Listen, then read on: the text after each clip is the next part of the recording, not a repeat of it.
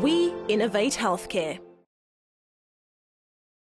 As a member of the winning '95 Springbok team, Chris Rossouw was celebrated for his strength and vitality. Then a sequence of unusual ailments triggered alarm bells. I felt my back is paining and I thought it might be a rugby injury.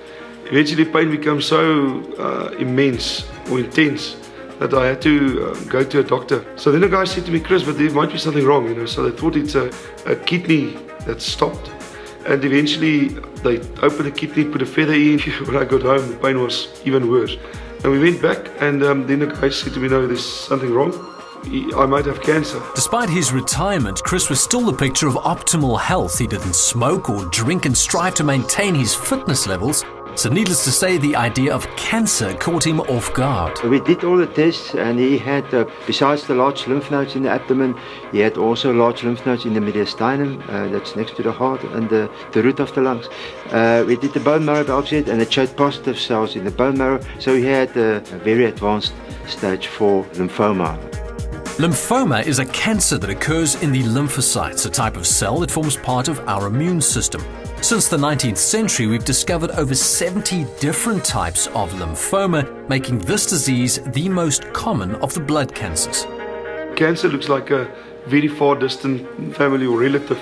Nobody knows cancer until you get it. So then suddenly you start to know cancer, and lymphoma is actually quite a curable cancer. Treatment may include radiotherapy, chemotherapy, bone marrow transplants and immunotherapy, an innovative treatment that targets white blood cells. This is where you get your lifelines. You become friends with the people here.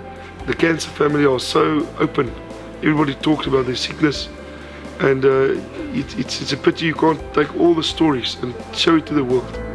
Best known as the hilarious Michael Nyker, comedian Kevin Perkins was also caught off guard by his lymphoma diagnosis. I was at university, I was 19, and I got this lump came up in my neck on the side here. And fortunately at the time my mom was the chief matron at Intervening Hospital in Durban. So she got me in to see a specialist, and he felt it and he said, no, he wants to take it out. On a Saturday morning, he phoned. Yeah, they said it was Hodgkin's lymphoma, it was stage 1. So I was terrified, I didn't know what to do. Having caught the cancer relatively early, Kevin had to endure 6 weeks of grueling treatment, which took a major toll on his body. I lost 13 kilos in 6 weeks of radiation, very ill. You feel like you want to die from this flippant treatment, but it's supposed to be curing you. 20 years after surviving this ordeal, Kevin is still very conscious of his health and reacts to any mysterious symptoms immediately. It changes your whole attitude about everything. I think maybe that's one of the reasons, I got into comedy, is that I thought, I'm not going to waste my life in a job that I don't enjoy. And you've got to sort of think, well, if I'm not happy in my job or not happy with a situation, I must change it. And I don't think people who haven't had a life-threatening illness have that perspective. Once you get threatened with death, you start to realize that life is not a given. And I think you start to work harder, and you want to change things quicker, and you got much more tempo in your life. With the underlying belief that everything happens for a reason, Chris is incredibly proactive about creating lymphoma awareness and encouraging early detection. If you can save one life, that gives you anybody purpose in life. So I think the aim with the lymphoma is to make people aware and to put it on their hearts. You got so much chance with lymphoma. It's very curable, and there's still a life. I'm very behind the drive of sort of awareness for the disease. The message is key.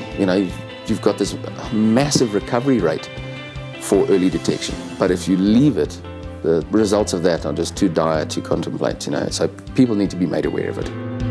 My advice to anybody that got cancer is to be positive, because there's so many doctors, so many medicines, so much technology. Every year it's getting better and more treatable and more curable. So why lose faith? Be positive and fight the disease, because that's the only option you've got.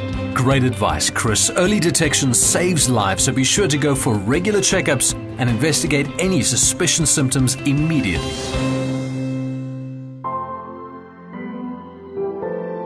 We innovate healthcare.